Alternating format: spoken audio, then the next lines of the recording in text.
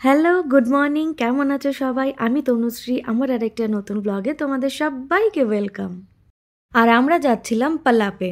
তোমরা জানোই নিশ্চয়ই, আমার ব্লগ যারা কন্টিনিউ দেখছো, যে জানুয়ারি মাসে এখানে হচ্ছে বর্ষাকাল, আর তাই জন্য চারিদিকটা পুরো সবুজে সবুজ, আকাশ যথেষ্ট ভালো এবং কিছুটা মেঘলাও রয়েছে। গ্যাবরন টু পালাপের ডিস্টেন্স ওই 2 ঘন্টা মতন লাগে, বাট 2 ঘন্টা মনে হলেও রাস্তাটা অনেকটাই। তো এই দেখো আমার হাজব্যান্ড গাড়ি চালাচ্ছে, আর আমরা বেরিয়েছিলাম ওই দুপুরবেলা। আর আমার ছেলে যথারীতি তার গাড়িতে উঠলেই চিপস লাগে, তো সে চিপস খাচ্ছে। আর আমার মেয়ে ঘুমিয়ে পড়েছে তার লাড্ডুজির সাথে। আমার হাজব্যান্ডের ডেপুটেশন পড়েছিল 7 দিনের জন্য পালাপে ব্রাঞ্চে, তো সেই জন্যই আমরা যাচ্ছিলাম। আসলে পালাপে থেকে গ্যাবরন ডেলি যাতায়াত করা সম্ভব ছিল না, তাই আমার হাজব্যান্ড বলল, তোমরা একা কি করবে এখানে, আমার সাথে চলো, আমারও ভালো লাগবে আর তোমাদেরও নতুন জায়গা এক্সপ্লোর করা হয়ে যাবে। আর পালাপের কাছেই একটি গেম রিজার্ভ আছে, সেটির নাম হচ্ছে খামারায়নো। তো আমরা ভেবেছিলাম সেখানেও সেই সাফারিটা করব, কিন্তু রাস্তায় বেরিয়ে প্রায় 1.5 ঘন্টা হয়ে গেছে, আমরা অতিক্রম করে নিয়েছি। তারপরে আমাদের মনে পড়লো, যা, আমরা তো আমাদের পাসপোর্ট আনিনি, আর এখানে পাসপোর্ট ছাড়া স্লট বুক করাই যায় না। তো সেই জন্য সেই প্ল্যানটা আমাদের ক্যান্সেল হলো। তো যাই হোক, আমরা বেরিয়েছিলাম শনিবার, তো রবিবার দিনটা আমাদের হাতে ছিল, তো সেইভাবেই আমরা প্ল্যান করেছিলাম যে আমরা ওই সাফারিটা করে আসব। যাই হোক, সেটা হলো না, নেক্সট টাইম হবে, তো তোমাদের সাথে সেটাও শেয়ার করব। এই কথা বলতে বলতে দেখো চলেও এলাম আমরা ম্যাজেস্টিক 5 হোটেলে। পালাপের এটি একমাত্র সব থেকে ভালো এবং একটা 5 স্টার হোটেল। তো আমরা এখানেই ছিলাম, আর এই হোটেলটা আমি তোমাদেরকে পুরোটা ঘুরিয়ে দেখাবো। রুমস কেমন ছিল, ব্রেকফাস্টে আমরা কি খেলাম, কি আছে এর ভেতরে, সবটা। তো চলো দেখতে থাকো। এটি হলো রিসেপশন এরিয়া। এখান থেকে আমরা উঠে গেলাম সোজা উপরে। আমাদের রুম আগে থেকে যেহেতু বুক করা ছিল, তো রিসেপশনে আমাদের সেরকম ওয়েট করতে হয়নি, আমরা সরাসরি উঠে গেলাম উপরে। উপরে উঠতেই বাইরে চোখে পড়লো সুইমিং পুল রয়েছে, আর আমার ছেলে মেয়ে দেখে সেখানেই তাদের বায়না শুরু, চলো সুইমিং পুলে যাব। বললাম আজকে তো আর স্নান করা যাবে না, কারণ আমাদের পৌঁছতে বেশ খানিকটা বেলাই হয়ে গেছিলো। তো চলে গেলাম রুমের দিকে। এখানে রয়েছে স্পা, একটা স্যালন, আর তার পাশেই রয়েছে একটা ডক্টর চেম্বার। সেটিও ক্রস করে আমরা এগিয়ে চললাম সামনের দিকে। দেখতে বেশ একটা ভুলভুলাইয়া টাইপের লাগছিল, সবই একই রাস্তা মনে হচ্ছিল। যাই হোক, চলো ভেতরে যাওয়া যাক, আর তোমাদেরকে রুম টুমটা দিচ্ছি।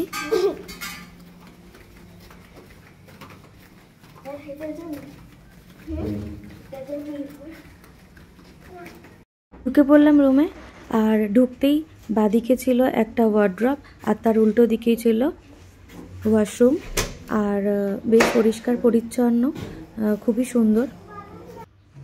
এই দেখো আমাদের বেডটা, জাস্ট এন্ট্রি করেছি, আর যেহেতু কোনো লাগেজ সেরকমভাবে ছিল না, তো বেশ পরিপাটি সুন্দরভাবে সাজানো ছিল। আমাদের লাড্ডুজিকেও বসিয়ে দিয়েছি ওই পাশে। এখানে দেখো একটা আয়না রয়েছে,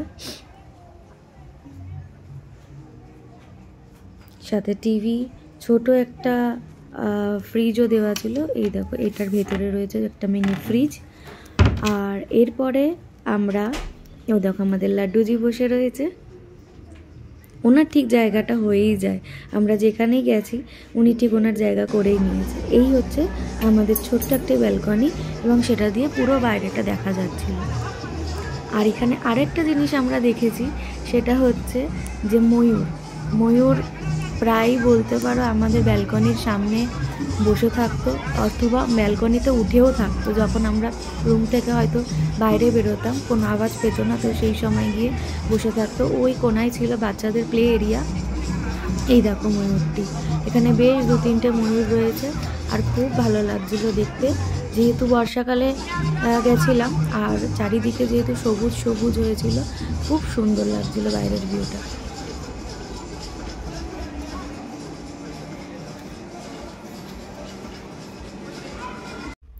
লাঞ্চ সেরে আমরা তারপর একটু রেস্ট নিয়ে সন্ধেবেলা বাইরেটা বেরিয়েছিলাম। বেশ সুন্দর, মনে হচ্ছে যেন হ্যারিকেনগুলো জ্বলছে, এতটাই ভালো লাগছিল। আর খুব পরিপাটি, পরিষ্কার পরিচ্ছন্ন। 1-2 দিনের ছুটি কাটানোর জন্য, একটু রিল্যাক্সেশনের জন্য একদম বেস্ট এই জায়গা বলবো। এটি হচ্ছে একদম ফ্রন্ট এর দিকটা।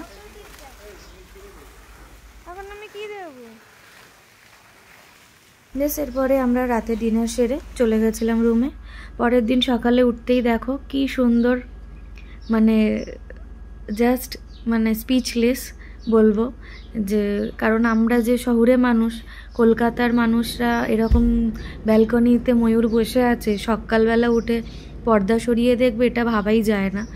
কারণ ময়ূর আমরা চিড়িয়াখানাতেই দেখতে পাই, তো সেখানে ঘরের সামনে ময়ূর বসে রয়েছে, তো সেটা তো অসাধারণই লাগবে।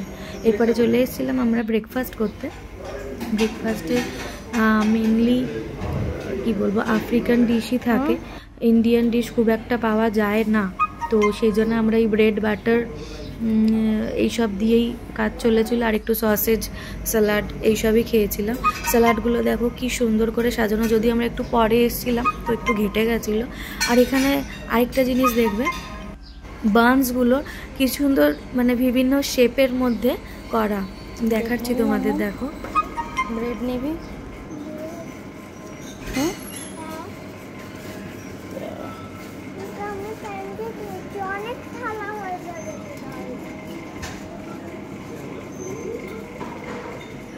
নিলে বল, না নিলে ছোট মাম্মামকে বলছি।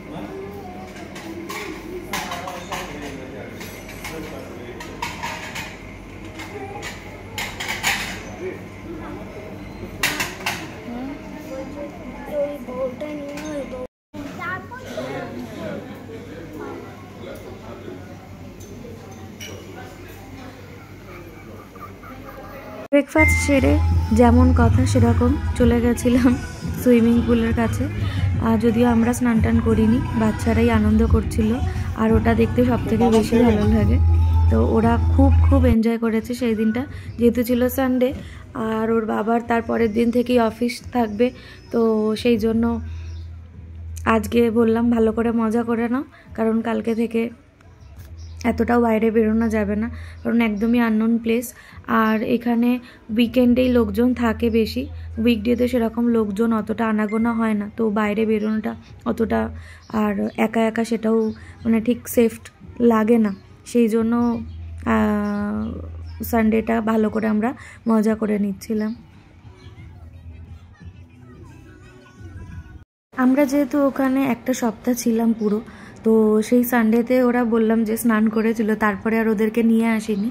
তো আসার একদিন আগে ও বললো চলো মাম্মাম আজকে আমরা আর একদিন একটুখানি মজা করে নিই। তো এই যে তোমাদের বললাম না, উইকডেতে কোনোই লোক থাকে না, একদমই পুরো ফাঁকা। তো যাই হোক, আমি ওদেরকে নিয়ে এসেছিলাম, এসে জাস্ট ওই আধা ঘন্টা মতন থেকে তারপরে চলে গেছিলাম।